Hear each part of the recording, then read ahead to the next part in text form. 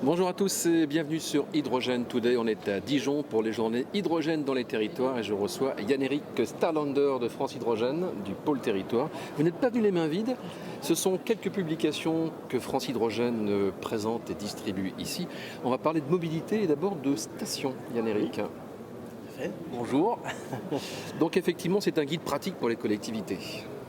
Tout à fait, c'est un guide qu'on a fait avec la Fédération nationale des collectivités concédantes et des régies, la FNCCR. En fait, c'est l'actualisation d'un guide qu'on avait fait en 2018 pour aider les collectivités territoriales et notamment les syndicats départementaux de l'énergie à déployer des stations hydrogène.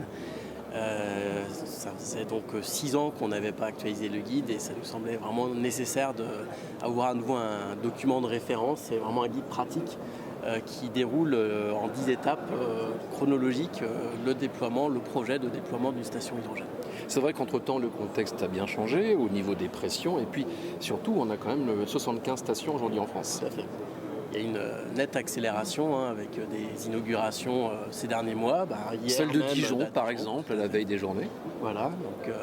Et en même temps, il y en a encore besoin de plus, parce que c'est vrai que quand on dit 75 stations, c'est en comptant aussi les premières stations qui étaient plutôt, on va dire, des stations d'amorçage et plus tout à fait adaptées et pas forcément situées au bon endroit, notamment par rapport aux obligations réglementaires européennes, le règlement AFIR, qui impose un maillage avec un objectif de 68 stations le long des axes autoroutiers du réseau transeuropéen et d'une taille suffisante, au moins 1 tonne par jour.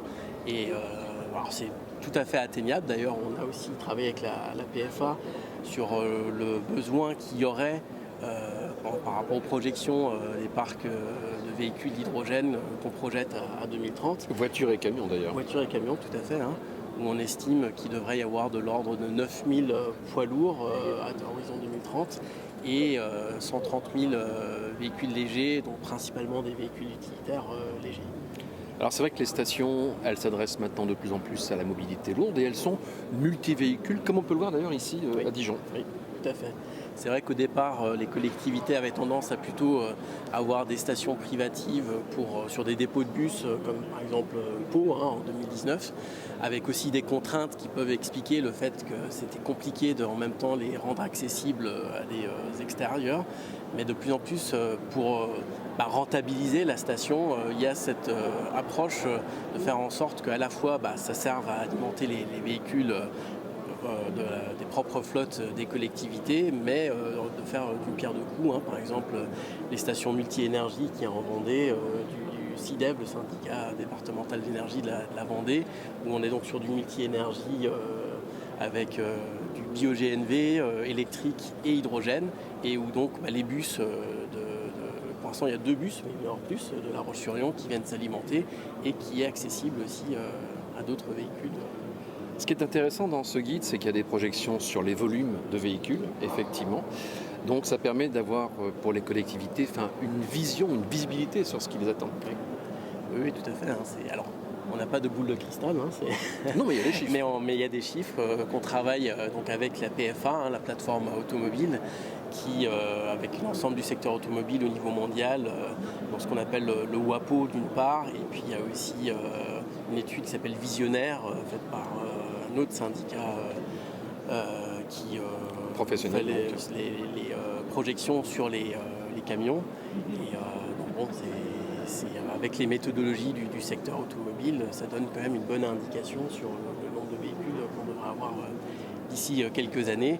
Et en s'appuyant sur ces chiffres-là, en s'appuyant sur un institut de recherche technologique, l'IRT Systemix, en 2022, on a fait une modélisation sur ce que ça implique en termes de maillage de stations. Et donc c'est des travaux qu'il faut remettre à jour régulièrement, mais donc on a cette indication un petit peu sur l'ordre de grandeur. C'est des choses qu'on indique dans le guide sur ce qu'on projette comme étant nécessaire comme station, avec l'idée qui est d'abord un maillage de base, donc avec des stations pour alimenter des camions de transport de marchandises longue durée, et puis un maillage complémentaire plus pour la desserte régionale et puis les professionnels au niveau local, régional pour les VUL.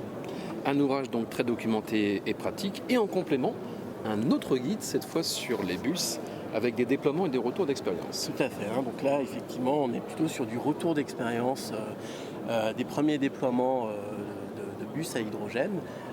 Alors d'abord, le document fait un peu un état des lieux sur les déploiements. Il y en a 58. Aujourd'hui, J'ai lu. en service, Il y en a 58. tout à fait. C'est pas encore beaucoup, mais on suit aussi tout ce qui est en cours de déploiement, ainsi que les annonces de commandes publiques par des collectivités, et puis même aussi des intentions encore confidentielles dont on nous fait part.